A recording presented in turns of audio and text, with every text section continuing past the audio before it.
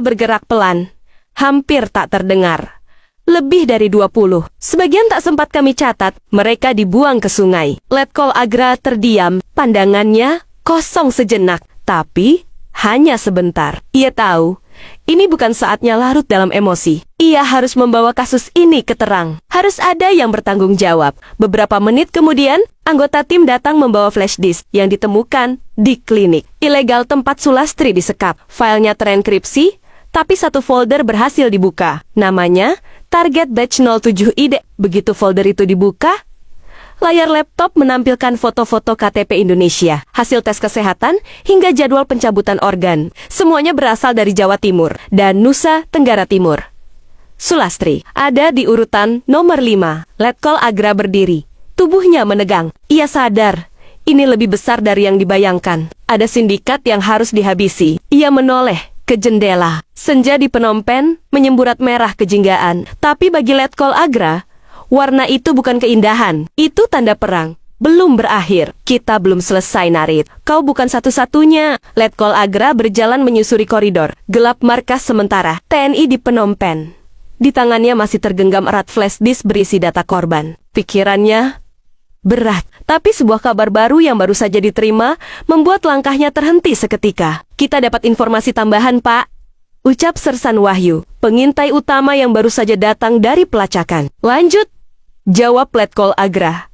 Matanya tajam. Sersan Wahyu menyerahkan sebuah amplop coklat. Isinya foto satelit, rekaman suara, dan satu dokumen yang mencengangkan. Surat rekomendasi medis dari sebuah rumah sakit di Surabaya. Dokumen itu mencantumkan nama seorang dokter lokal yang tampaknya menjadi penghubung antara oknum jaringan organ gelap di Kamboja dan penyedia dari Indonesia. Letkol Agra mengangkat alisnya. Siapa ini? Nama samaran, Pak. Tapi rekam jejak digitalnya menunjukkan dia pernah ikut pelatihan medis militer dulu. Bahkan sempat diundang dalam pertemuan tertutup di kementerian beberapa tahun lalu. Tapi, kemudian menghilang. Letkol Agra menahan napas. Jadi kita punya pengkhianat dari dalam negeri sendiri? Sersan Wahyu mengangguk pelan. Iya, Pak. Dan sepertinya dia bukan pemain baru. Ia tahu jalur distribusi, tahu titik-titik lemah pengawasan TKI, dan tahu caranya menyembunyikan jejak. Letkol Agra mengepalkan tangan. Ini bukan lagi misi penyelamatan. Ini misi menebus harga diri bangsa. Tiba-tiba, pintu dibuka cepat. Seorang anggota Intel masuk, wajahnya panik. Pak, klinik satunya terbakar. Diduga sengaja dimusnahkan oleh pihak sindikat sebelum kita ke sana. Letkol Agra berdiri. Ada korban? Tidak ada. Tapi kita kehilangan semua bukti fisik. Yang tersisa hanya CCTV yang sempat tersambung ke server cadangan. Letkol Agra langsung menuju ruang IT. Di sana, video diperlihatkan kepadanya. Terlihat dua pria bertopeng masuk ke klinik dengan bensin. Namun salah satu dari mereka sempat menoleh ke kamera hanya sedetik, tapi cukup terlihat.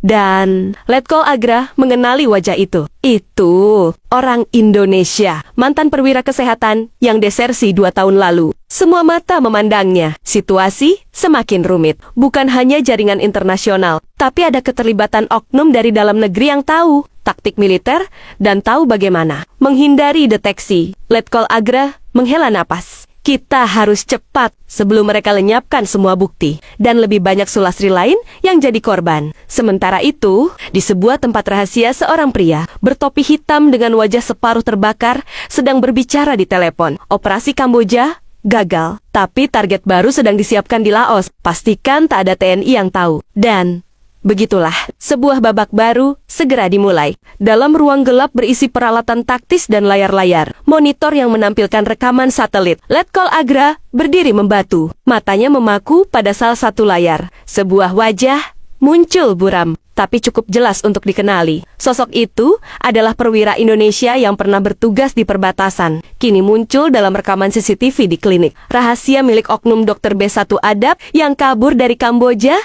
Sersan Wahyu masuk tergesa, membawa berkas dengan cap rahasia. Komandan, kami menemukan bukti transaksi dalam bentuk pesan terenkripsi. Dan ada satu hal lagi, ucap Wahyu dengan suara rendah. Letkol Agra mengangguk, mengambil berkas itu. Tangannya sedikit gemetar saat membuka halaman pertama. Nama yang tertulis membuat darahnya mendidih. Kapten F rekan seangkatannya sendiri, ternyata ada pengkhianat dalam tubuh mereka. Seseorang yang membocorkan misi dan pergerakan tim saat di Kamboja. Tak heran, misi sebelumnya nyaris gagal. Kita harus bersih-bersih. Wahyu,